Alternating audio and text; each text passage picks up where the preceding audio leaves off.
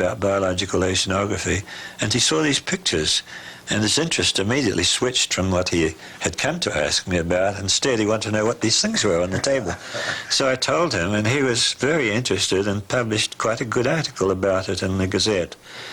The next thing was the Boston Globe copied the article and added more to it. And the next thing after that was that archaeologists in New England started calling me up and saying, we know of places in New England where there are markings just like these ones you've got. Would you like to see them? I said, I'd love to. And lo and behold, there we were finding Libyan and Celtic inscriptions. I had no idea. Like everybody else, I thought Columbus was the first visitor to North America. So that's how I got started.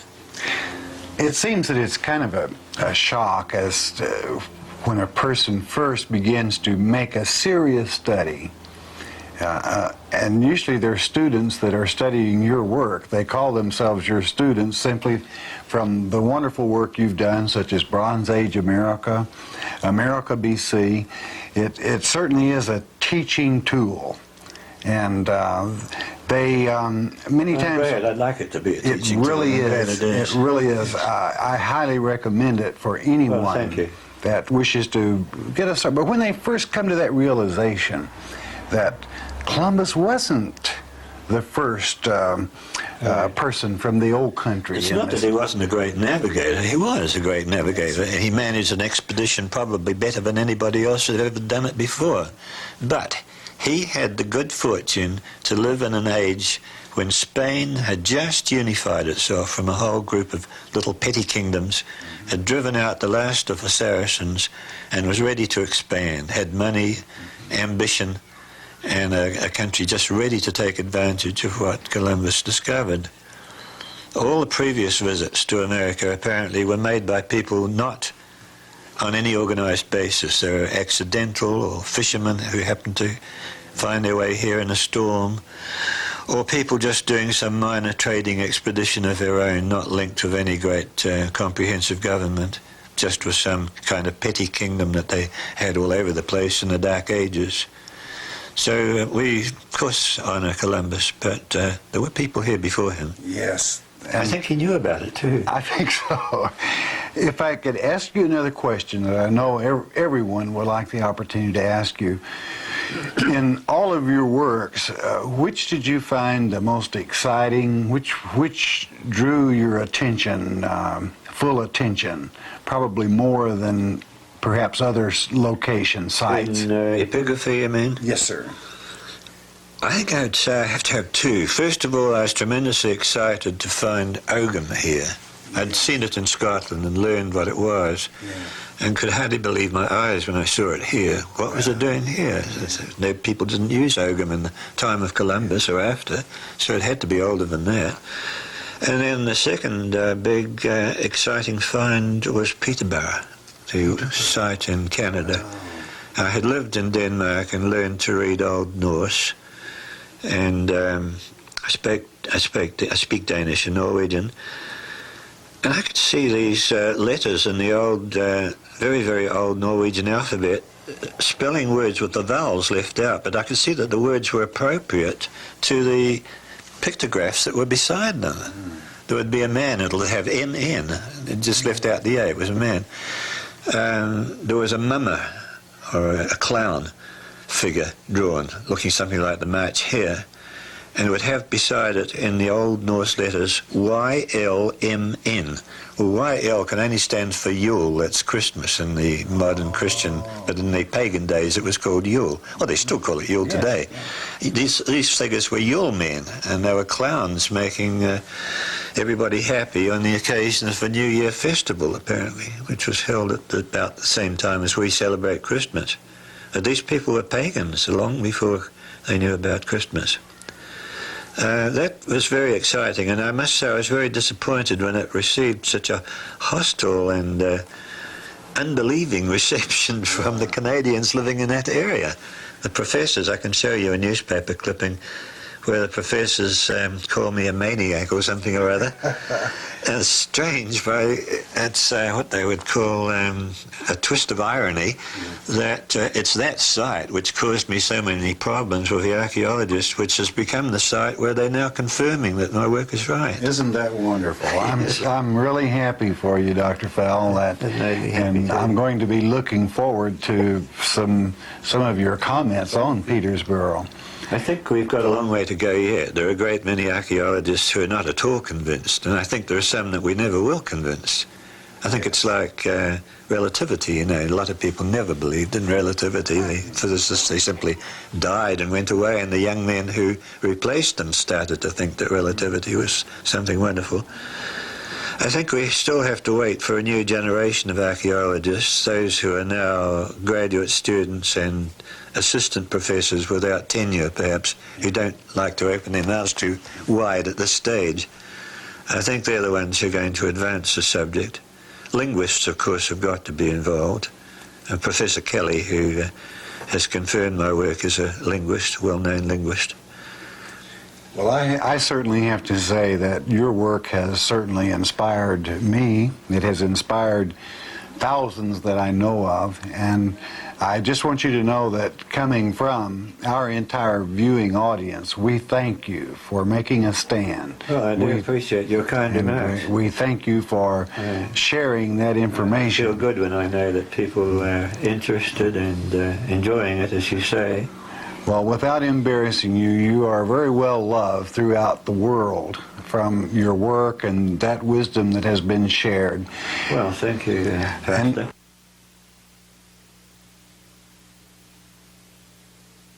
The subject, ladies and gentlemen, today is megaliths. Megalith is a compound word made from two Greek roots, meaning large stones.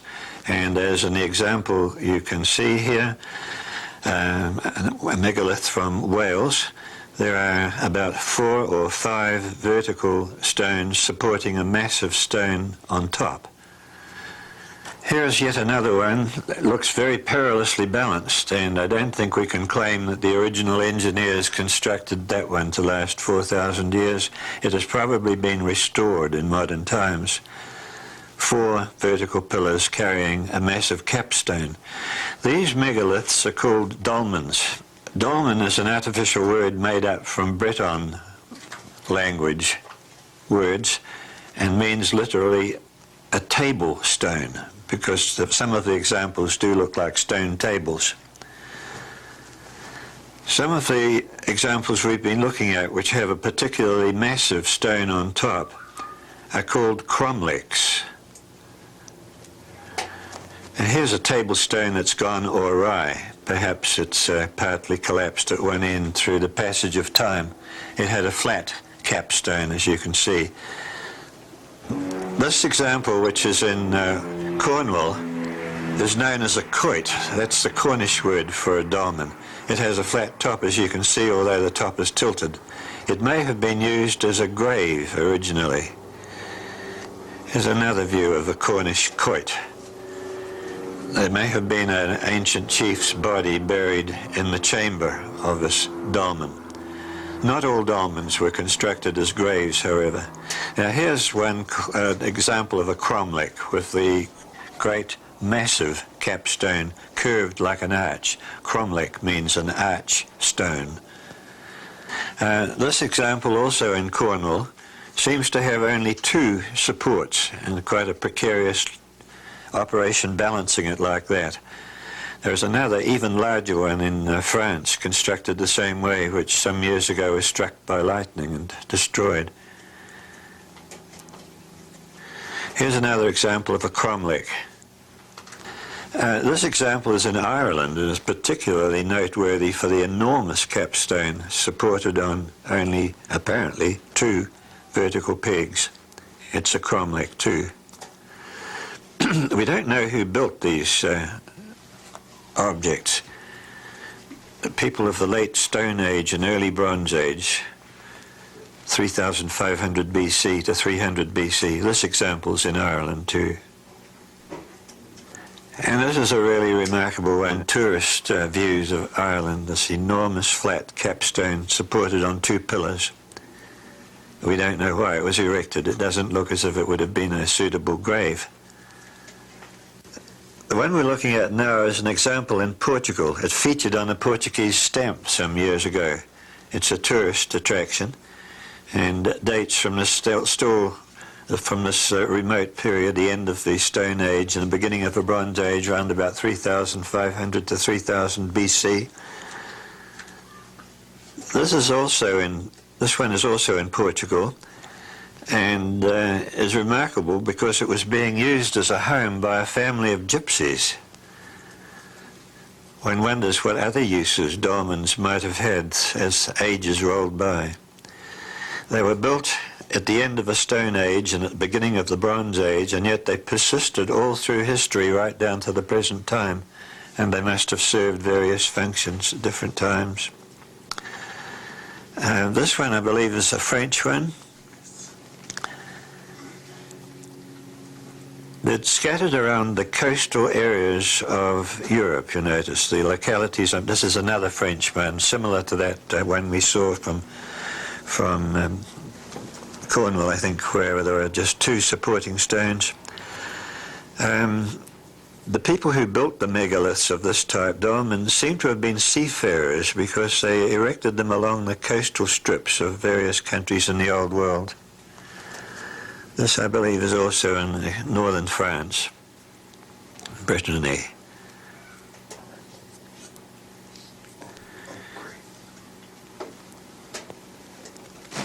And this one is Orkney Islands, north of Britain. May have had some relationship to the ancestors of the Vikings because we find them also in Scandinavia. The one we're looking at now is a typical cromlech with an enormous capstone, probably weighing about 90 tons, supported on smaller stones. This is in southern Sweden. And here we have a different view of, I think, the same dolmen. It's southern Sweden anyway. I believe it's a different view of the same one. These are interesting because they're ones most similar to dolmens that we find in North America. The one you're looking at now is at Lynn, Massachusetts, and is definitely of the Scandinavian type. Cromlech, enormous capstone. Now we're moving into New York State. This is on the border between New York and Connecticut, at a town called North Salem.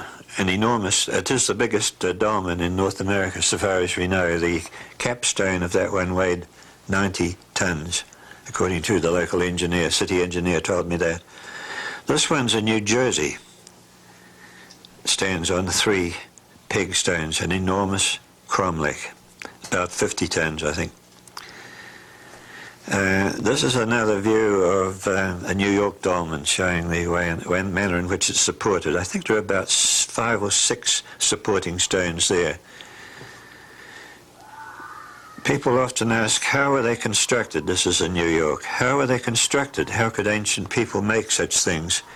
We believe that they piled up dirt and embedded the supporting stones. Here's another view of that same one showing the supporting stones.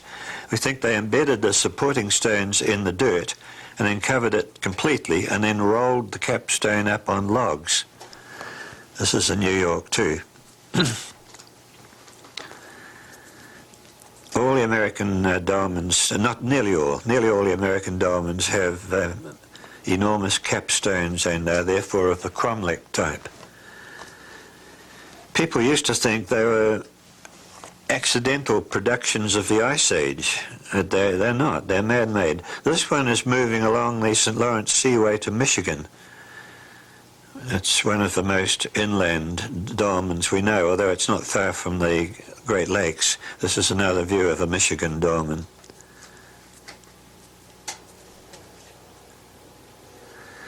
And this one was a surprise to us. It's one of several that occur in Wyoming. They have only just been discovered and reported. It's, again, of the cromlech type. Wyoming is inland, so it was a surprise to us to see one there. Now we're in Massachusetts. This is Cape Gay Head on Martha's Vineyard, locally known as the Viking's Tomb. It might even have been a Viking's tomb, possibly. Here's one of the few American dolmens which have a flat capstone. We're not sure whether it's really ancient. It might have been something made in modern times by some landscape decorator or artist. Another category of megaliths are the great stone circles, of which Stonehenge is an example, as you see there. We have nothing in America comparable to Stonehenge. That's the biggest structure of the kind in the world. But we do have these structures that you see in this slide called medicine wheels. This one's in Wyoming, quite close to the dolmen that you saw in Wyoming a few moments ago. They're astronomical observatories and a whole subject in themselves, so that I won't say anything more about Stonehenge circles in this talk, as they're a subject to themselves, but I just mention their existence as a type of dolmen, as a type of megalith, I beg your pardon. Now we're looking at something quite different again. This is a subterranean chamber, stone chambers made of massive stones, and the one you're looking at is in Denmark. This is another view of the same chamber in Denmark.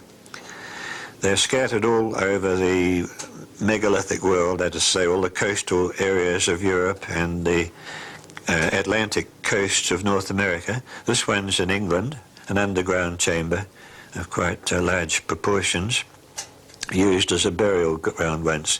This one's on the coast of northern Scotland, in the northernmost tip of Scotland almost, and was probably a fortress built during about 200 or 300 BC, perhaps by Celts fleeing from southern England as the Belgian Celts invaded and drove the older Celts out.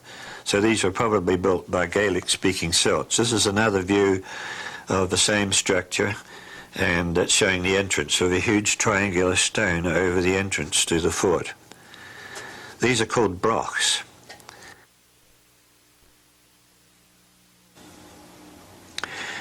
Here is another stone chamber in Ireland this time. We don't know the purpose it served, but it's still well preserved. You notice there is no mortar used in these megaliths. They are just loose stones. Now we move across the Atlantic to North America. We're now in Vermont, and this is a picture of myself coming out of an underground chamber that had not been fully excavated. The chamber was discovered by a farmer when he was ploughing. He suddenly found a hole in the ground, and when he looked down, he found there was an underground chamber. And that's the interior of that same chamber, right underground in Vermont.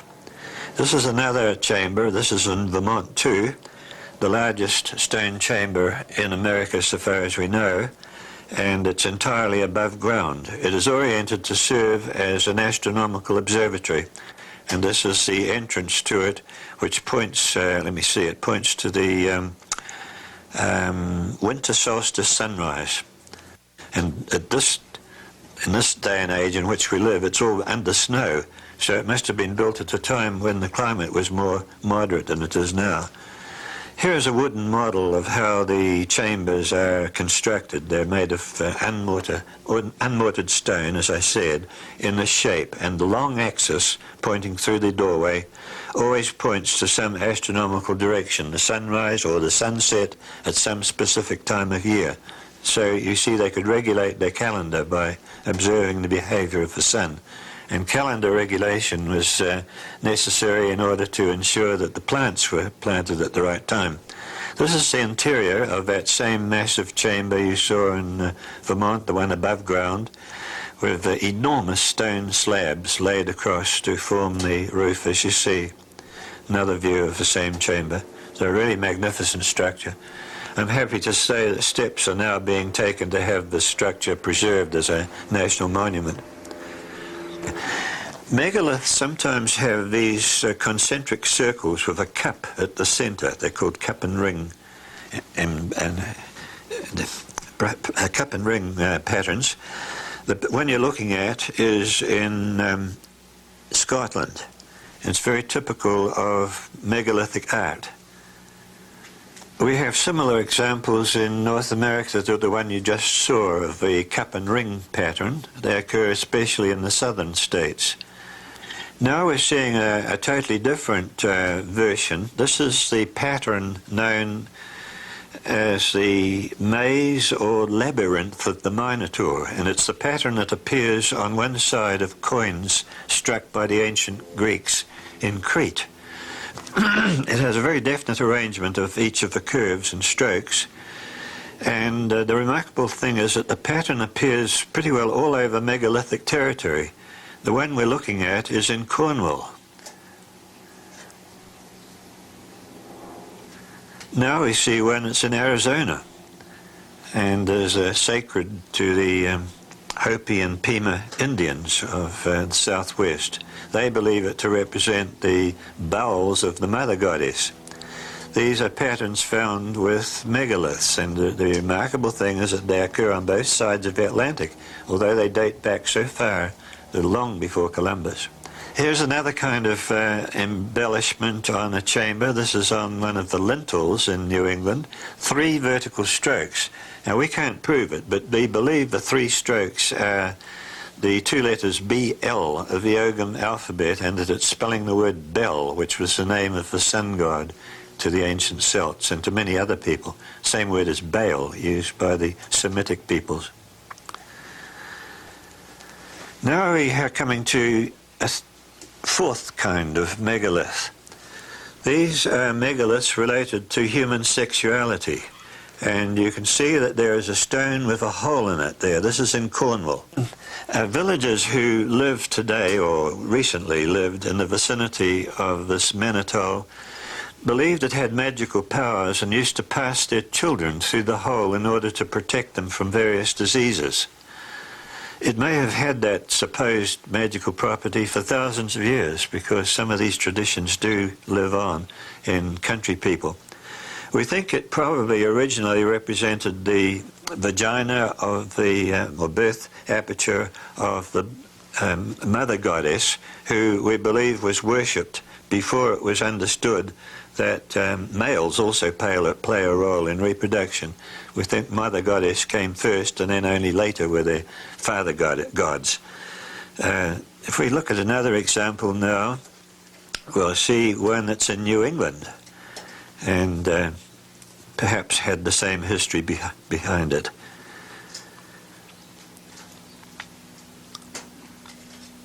Now we come to a series of monolithic stones, sometimes called sarsen stones, which are believed to represent the male procreative principle, the erect phallus. They're found again all over the megalithic world. This one we're looking at now, with a gentleman standing beside it, is in Bressay, Shetland, where there are also other megalithic monuments. We think these monuments date from after ancient man discovered that mating was necessary before babies could be produced, and the men then took on the dominant role in sex. This is an example in Portugal, very fine phallic stone or sarsen stone. And this one's in Yorkshire, in England, in a churchyard. They had superstitions associated with them, and so the church was usually allowed to use these areas where there are megalithic stones as burial grounds, and ghosts were associated with them, therefore. Now we're coming to the New World. This one I think is called the Hippo Stone. It's in northern New York State. It could be a stone abandoned by the great glaciers at the close of the Ice Age. It was not necessarily a man-made construction, but it no doubt had significance to the Indians living there. Others again are definitely man-made. This one is one of several that I and my companions found in northern Vermont when we were exploring there in the early 1970s. The phallic stone was lying flat on the ground. We erected it into that position before we photographed it. There's another one. Undoubtedly they were intended to be in that standing position.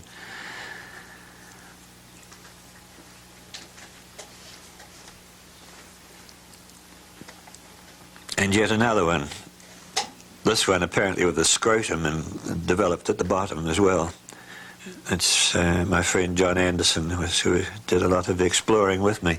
These are all in northern Vermont and they were quite unknown before we discovered them. Now here's one in Ireland which differs from the ones we've been looking at up till now. You'll notice those notches cut across it showing through the lichen. That is part of an Ogham inscription. And if I remember correctly, it says something about a Christian who was buried, and that was his tombstone. But we know that the Christians didn't make these phallic stones. St. Patrick authorized Christians to deface the pagan stones and reuse them for Christian purposes if they so desired.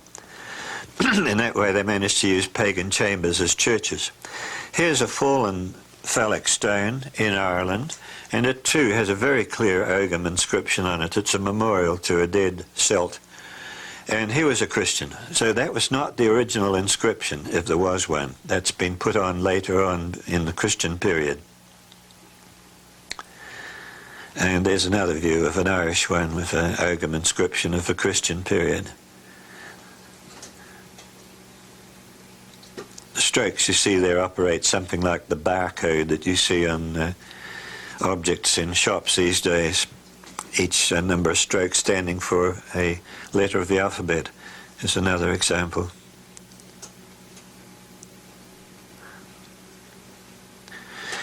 Crossing the Atlantic now to Vermont, after having discovered, as we did, these plain phallic stones and the chambers there, it was only to be expected that we would find phallic stones with Ogham cut on them, and we did. Only this is not Christian Ogham. This is very much older Ogham, and we're not sure how it's to be translated.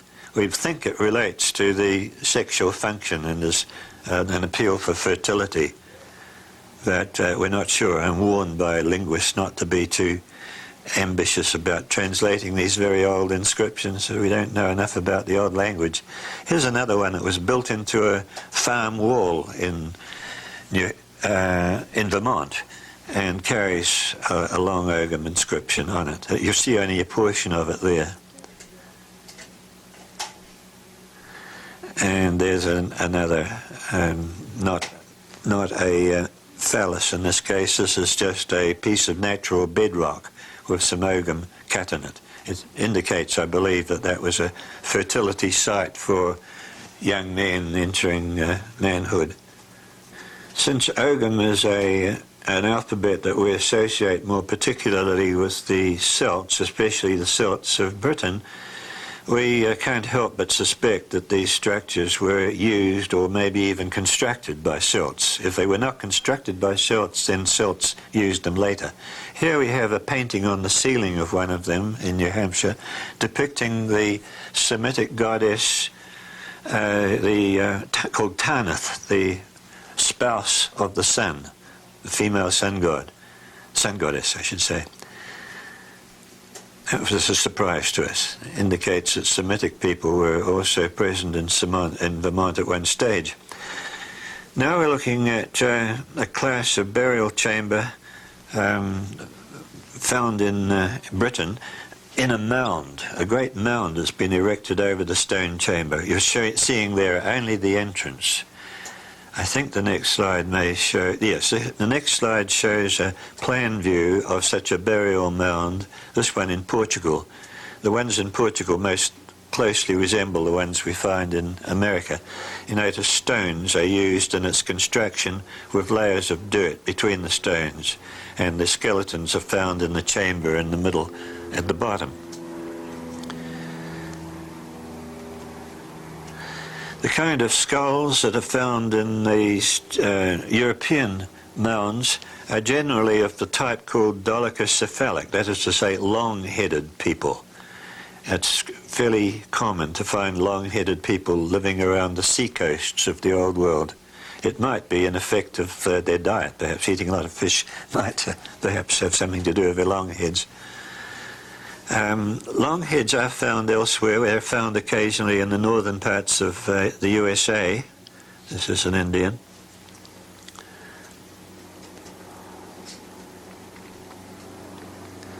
And this view of the top looking down on the skull you can see it's longer than it is broad. That's why we call it a long head. It's a dolichocephalic skull from northern New England.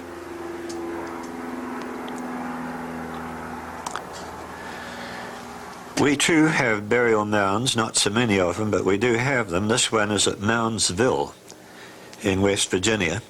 It's totally dirt except for stones piled around the burials in the middle. That's the diagrammatic cross-section.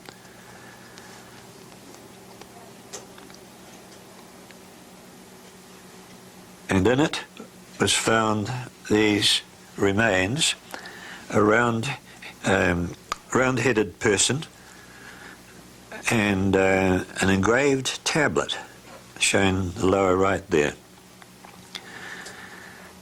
The tablet was examined by a professor in Europe at the time. This was found about 1840. Professors in Europe at the time declared the writing to be Iberian, that is to say ancient writing of Spain and Portugal. Another tablet of the same type was subsequently found in a stream bed, and it too has Iberian writing. We believe it indicates the name and relationship of the person buried in the mound. Some dolmens or burial chambers in Europe, as this one for example in Portugal, have weapons carved on the surface. This one has a sword and some other features.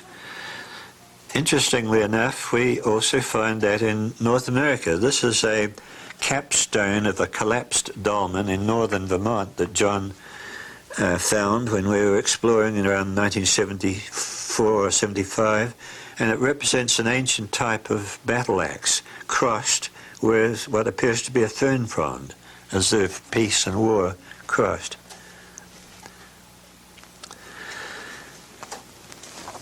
Who were the people that built these structures? To get more information on that, we have to rely on archaeologists who carry out excavations. I'm an epigrapher. I study inscriptions, and I am not authorized to excavate. Here are excavations being undertaken by the Archaeological Society of Tennessee. And these are the kind of burials they were finding in that position of the legs tied back to the trunk before the bodies were buried. And the society kindly arranged to make it possible for me to study the skulls and also the artifacts found with them. We have here round-headed skulls, as you can see, short skulls, but very markedly protrusive jaws. These people look like pygmies. They're quite small, and they look like the pygmies who live at the present time in the mountains of Indonesia. We wonder if those people might have crossed somehow into America and settled in Tennessee. It seems remarkable, but they were pygmies. With them, in the same graves, were found these very typical skulls which look like Europeans, flat-faced, not protruding jaws, and a large cranium, as you can see. And here are the very large jaws of one such skull. These look very much like the skeletons found in old Scandinavian graves in Scandinavia, people who lived there before the Vikings, and whose children became the Vikings. Here we think we have a picture of one of the people whose skulls we've just been looking at. This is from Maine, and it's a carving on bedrock showing a man with the staring features that you get in Celtic art, especially in Ireland, and he's wearing the oak leaves of a druid, and in the original, I don't see it very clearly in this picture, but the original, oh, there it is, you can see the acorn. You see it as an oak. And these were characteristic features of the Druids of the Celts. I think there we have our answer as to who are the people who occupied these chambers and who cut the Ogham inscriptions that we've been looking at. But they may not have been the people who built the chambers. They may have inherited them from some still earlier race that crossed the Atlantic and brought the megalithic style of architecture to North America. In another talk on another occasion, we'll look into the peculiar megaliths that are represented by Stonehenge and the great stone circles. Thank you. I can hardly help asking one more question. Would you allow me? Sure. And it may be a different subject for a different time, but Camocaco in Yucatan. I understand that you're about to come out with another work on that. Yes, I think I made a mistake when I said there were two. There are three exciting episodes in my life. I was forgetting about the one that's not yet published. Yes, that is a truly exciting site. I shouldn't say too much about it until we do a proper program on it, because the evidence should be seen before we make wild claims. But I could say in brief that this site clearly is it's a pyramid that was constructed over a period of 600 or 700 years, passing from the late Roman Empire to the collapse of the Mayan Empire in the 9th century. So somewhere around about 200 AD to about the 9th century AD. It covers that span of time. And during that span of time, people were visiting Mexico. It's located in southern Mexico. People were visiting Mexico apparently in a continuous stream from the old world countries, North Africa and Europe, bringing their various languages and alphabets with them and their religions. Christianity appears as the earliest of the religions, and that's because the first people came from North Africa, and North Africa, as you know, was the first area in the old world to become Christianized, Egypt especially. And then it was followed by the Byzantine Empire, and that was followed by the Islamic Empire, which imitated the Byzantine art and coinage, but of course was based on the Muslim religion. And all this time that was going on, there were also Mayans there. The whole way through there are Mayans. And then suddenly it stops. The last things we see are the workings of the Muslim fortune tellers, using the zodiac, casting fortunes by the planets, position, what do you call it, astrology. Astrologers. We see their drawings and engravings. Those are the last things we find. And then it stops. The pyramids cease to be built anymore, and the Mayan civilization pretty well vanished. Well, we're certainly looking forward to your work coming out, and we're going to keep in touch. I look forward to presenting it to you if you'll be so kind as to come again for that. Oh, we certainly will. And not ready yet, but it will be soon. Well, we'll be looking forward to that. Well, ladies and gentlemen, I hope that you feel as privileged as I do that we have been invited in this home, and this gentleman that sharing this information and knowledge with us, I think it's fascinating. The author of America BC and Bronze Age America, I know it is the work that started many of you into searching on your own, looking at the markings left behind in history, trying to understand, and following examples and the lessons that Dr. Fell has given us in his various works through the Epigraphic Society, as well as those great books. What a wealth of knowledge and information. And we are proud to announce that he's going to share at least 2 more programs with us, even in this setting. And if he will continue, we're going to bring them to you so that this platform can be shared to let the world know that history speaks for itself, the stones speak, the alphabets of the world speak. And may we relax as we read these and listen to the scholars such as Dr. Fell and absorb the knowledge and information, and to know that everyone that wrote upon a stone was not necessarily a college professor. They were many of them lay people. And may we take all these things into consideration as we open our eyes and look into history, for the stones indeed do speak. Dr. Fell, it is a pleasure again having you here with you. Pleasure's mutual. And we look forward to the next time. Thank you very much.